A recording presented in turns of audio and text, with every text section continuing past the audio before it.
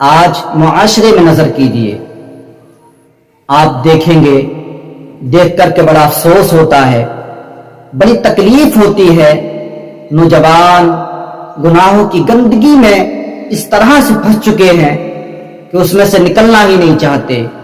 ان نوجوانوں، ان لوگوں میں تم سے کہنا چاہوں گا، زندگی کو اس طرح سے گزارو جس طرح سے تمہیں زندگی گزارنے کا حکم دیا گیا۔ اپنے آپ کو پہچاننے کی کوشش کرو کہ رب نے تمہیں کس لیے پیدا کیا ہے، کس لیے تمہیں دنیا میں بھیجا ہے۔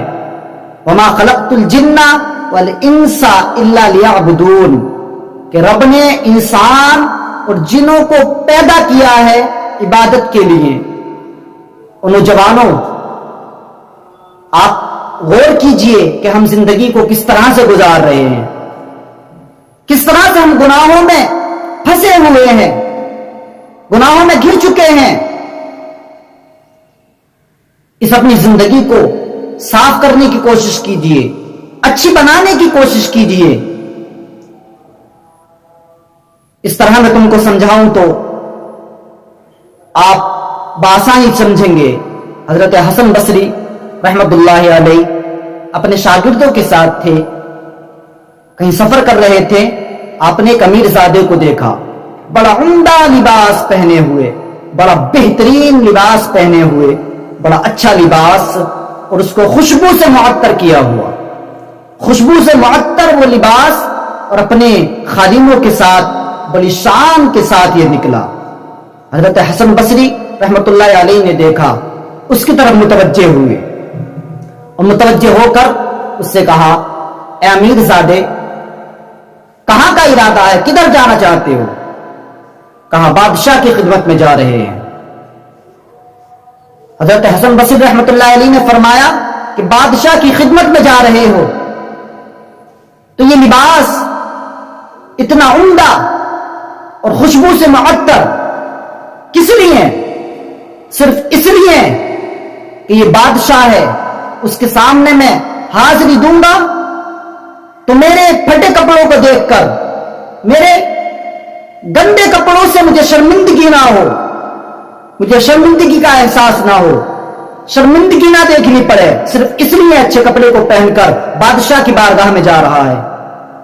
اور امیر سوچ، جب میدان محشر برپا ہوگا، قیامت کا دن آئے گا جہاں پر تمام انبیاء موجود ہوں گے اور تمام عالم موجود ہوگا، اور پیش کیا جائے گا احکم الحاکمین کے سامنے، تو یہ گناہوں کی گٹھری کو لے کر کے، یہ گناہوں کی گندگی کو لے کر کے کس طرح سے تم رب کے سامنے پیشی کرو گے، کس طرح سے رب کے سامنے جاؤ گے؟ ان نوجوانوں جو تم آج گناہ کر رہے ہو، آج تم شراب کے ذریعے، زنا کے ذریعے اور دوسرے طریقے سے تم گناہ کر رہے ہو، کسی کو ستا کر کے، کسی پر ظلم کر کے، کسی پر تشدد کر کے تم جو یہ گناہ کر رہے ہو، ان گناہوں کی گندگی کے ساتھ کس طرح سے رب کے سامنے پیشی کرو گے؟ ان نوجوانوں، ان گناہوں سے بچنے کی کوشش کیا کرو۔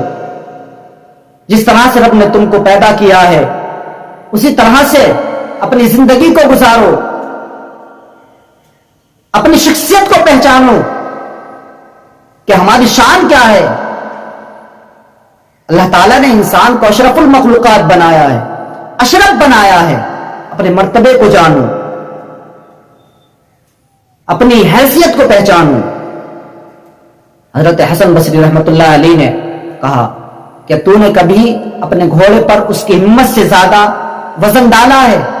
کہا، کبھی نہیں ڈالا۔ تو کہا، پھر اپنے دل پر کیوں اس کی ہمت سے زیادہ گناہوں کا بوجھ ڈالتا ہے؟ اس پر گناہوں کا بوجھ نہ ڈال، بلکہ اس کی حیثیت کے مطابق اس پر بوجھ ڈال۔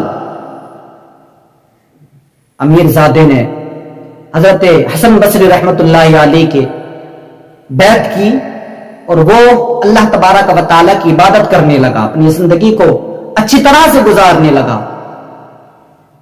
آپ لوگ بھی اپنے اندر چینجنگ لانے کی کوشش کرو۔ جس طرف تم متوجہ ہو چکے ہو، اچھی صحبت اختیار کرو، عالموں کے پاس بیٹھو، علماء سے معلوم کرو، مفتیان کرام کے پاس جاؤ، قرآن کی تلاوت کرو، حدیثوں کو سنو. آپ اپنے آپ کو پہچاننے کی کوشش کرو. اللہ تبارک و تعالی نے تم کو اشرف بنایا ہے. اپنی زندگی کو اشرفوں کی طرح گزارو. جس طرح سے اشرف لوگ اپنی زندگی کو گزارتے ہیں، اسی طرح سے تم بھی اپنی زندگی کو گزارو. گناہوں کے ڈھیر سے نکل آؤ، گناہوں کی گندگی سے نکل آؤ. یہ جو تم گناہوں میں پھنسے ہوئے ہو، شراب نوشی، زناکاری، بدکاریوں سے باز آ جاؤ اور اپنی زندگی کو حق تعالیٰ کے فرمان کے مطابق گزارو. جس طرح سے نبی کریم صلی اللہ تعالیٰ علیہ وسلم نے ہم کو طریقہ بتایا کس طرح سے ہم چھوٹوں کے ساتھ پیش آئیں اور کس طرح سے بڑوں کے ساتھ پیش آئیں، کس طرح سے ماں باپ کے ساتھ پیش آئیں، کس طرح سے اپنے گھر والوں کے ساتھ پیش آئیں، کس طرح سے اپنے عزیز و اقربا کے ساتھ پیش آئیں، کس طرح سے اپنے رشتہ داروں کے ساتھ پیش آئیں، کس طرح سے اپنے پڑوسی کے ساتھ پیش آئیں، کس طرح سے اپنے پورے معاشرے کے ساتھ ہم پیش آئیں. اس طرح سے زندگی کو گزارو. اگر تم نے اس طرح سے زندگی کو گزار لیا، تمہاری زندگی بھی کامیاب، آخرت بھی کامیاب ہو جائے گی. اللہ کی بارگاہ میں دعا کرو کہ پروردگار ہم کو اچھی طرح سے زندگی گزارنے کی توفیق عطا فرمائے. اچھی طرح سے ہم زندگی گزار کر کے یہاں سے جائیں تاکہ ہمیں رب تعالیٰ کی بارگاہ میں شرمندہ نہ ہونا پڑے. رب کی بارگاہ میں جا کر کے ہم شرمندہ نہ ہو، اس طرح سے زندگی کو گزارو. اللہ تبارک و تعالی سب سے بڑا غفور الرحیم ہے، وہ معاف کرنے والا ہے. گناہ ہوئے توبہ کر لو. یا ایھا الذین آمنوا توبوا الی اللہ توبۃ نصوحا. جو گناہ تم کر چکے ہو پھر اس کی طرف پلٹنے کا ارادہ نہ کرو، سچی توبہ کر لو. اگر تم نے سچی توبہ کر لی، زندگی اچھی طرح سے گزر جائے گی.